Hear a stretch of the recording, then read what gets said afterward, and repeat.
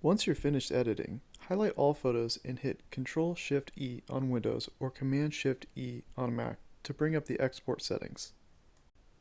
The first thing we'll select is the location of where we want to save the images. You should create a folder beforehand and title it with the address of the property.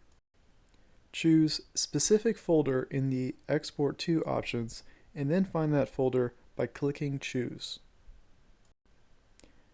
You should rename your files during export to get away from the long file names that your camera gave the images.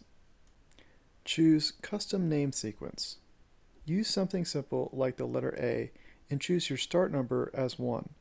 Now your files will start with A1 and continue with A2, A3, A4, and so on.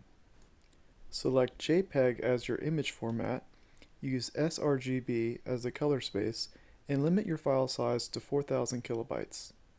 Leave Resize to Fit unchecked and set your resolution to 72 pixels per inch. Choose to sharpen for screen and with the standard amount. Now you're ready to export all of your photos.